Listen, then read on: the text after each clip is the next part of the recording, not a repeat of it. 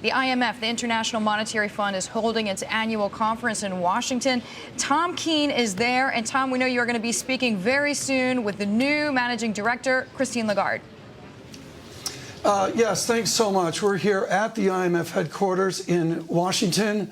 Normal meetings, but decidedly not normal. And with me, the Managing Director. Madam Managing Director, thank you so much for joining us today. A busy day for you. You just had your press conference. I went to the economics magazine Vogue, where you were quoted as saying, Joseph Stiglitz endorsed me, Paul Krugman did not. I spoke with Simon Johnson this morning, a critic who's really been swayed by your Jackson Hole speech. How do you move forward the success you had at Jackson Hole? How do you bring your rhetoric to this crisis at these annual meetings? Tom, my success is irrelevant. What matters at the end of the day is whether or not we can collectively find a solution that will actually address the crisis that we see developing both in the United States and in Europe.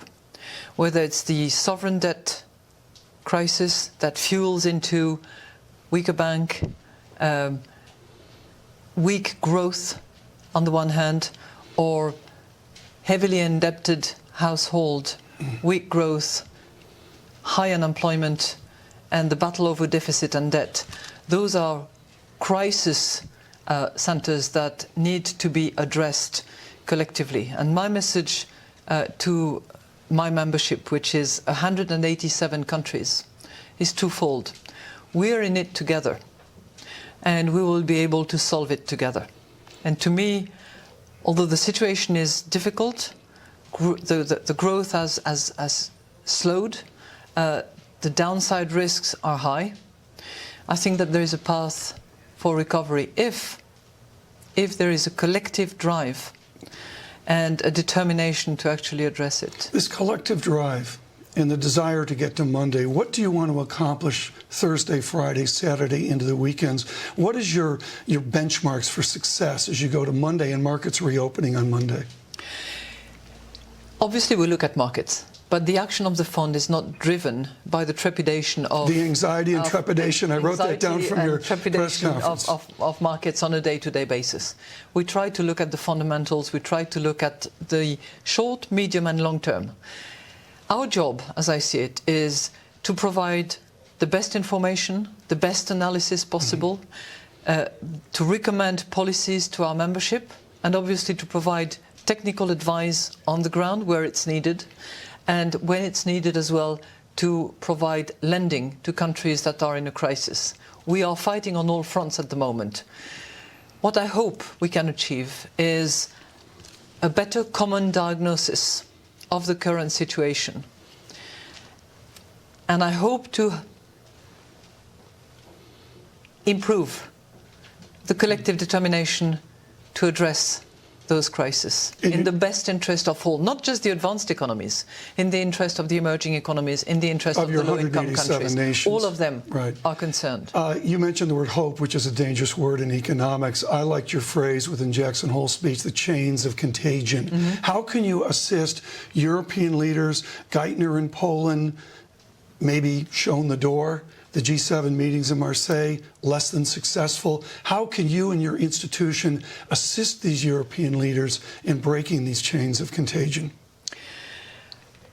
What we can do is help design the roadmap on this path to recovery.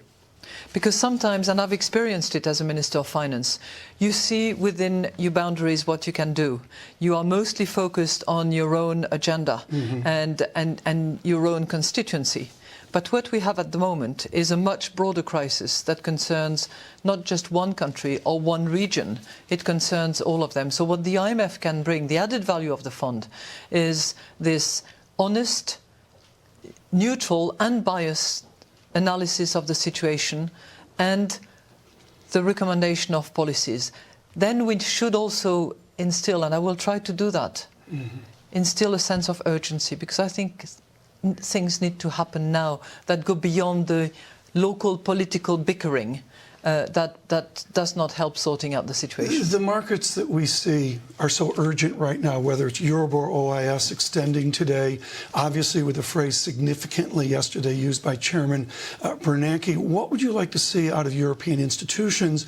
Are you uniquely focused on Greece or Italy or Mohamed El-Arian mentioning France today, your own France, in the FT? Which institution are you most focused on? Is it the new Draghi ECB? The European Central Bank plays and can play, and I hope will continue to play, a critical role. But everything is a two-way street. The members of the Eurozone have to do what they're committed to do. They've made strong commitments on July 21st, open-ended commitments towards the members under programme. That's a very important set of steps that they have agreed to take, but they need to implement. Now, I know everybody is in a rush, it has to happen overnight, but we live in a world where there are parliaments, where there are democracies, and things do not happen overnight like it used to in more despotic times. So we have to allow the time for democracy. Member states have to do what they have to do. They have to expedite, they have to accelerate the pace. The European Central Bank must continue to do what it is doing, and it must continue to give, a solid, reliable, predictable financing for those that actually make the effort. And we've said that, and our recently published Global Financial Stability Report says it in no uncertain terms. That's a shameless endorsement of the IMF. Here is the report. This is a great report, by the way. What did this mean to you? These experts coming to you as a non-economist. Did you read every word?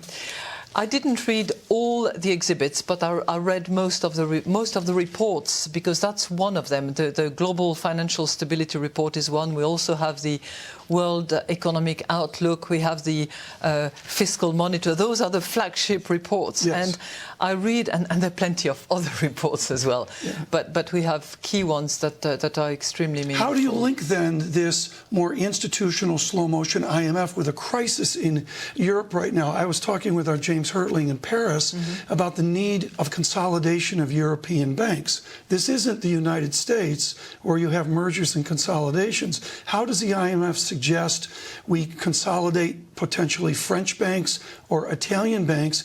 Can you assist in that mechanism?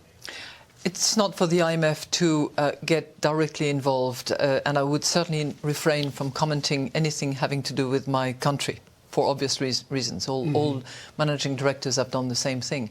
But what the IMF can do, in addition to the traditional roles of advice, surveillance, technical assistance and lending, is certainly facilitate the comprehensive solution roadmap, if you will, that leaders should endorse and should implement.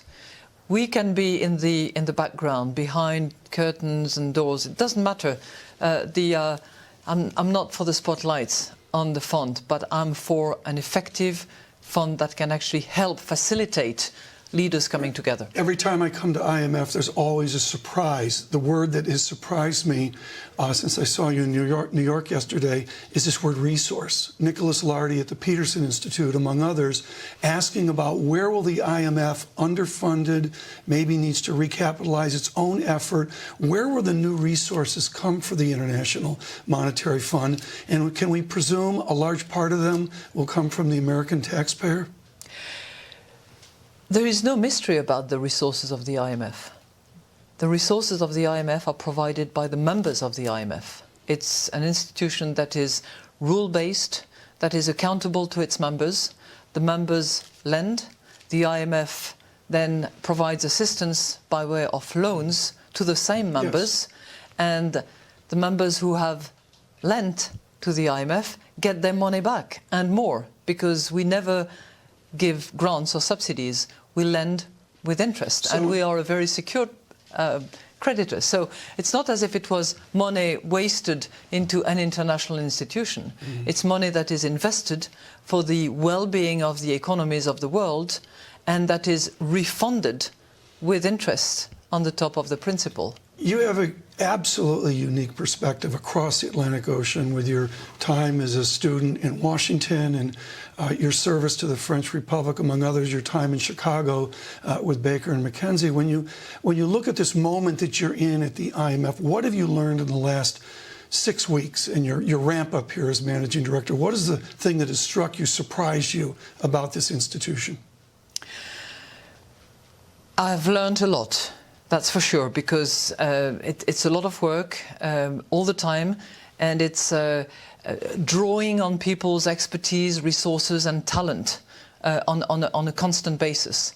It's an institution that includes many, many talented people, not just the economists. The whole group comes together to produce superb analysis. It's an institution that is driven by the search for honesty, authenticity, integrity of analysis, which is very rule-driven, much more so than I had expected. So there's and in more that rules way, here.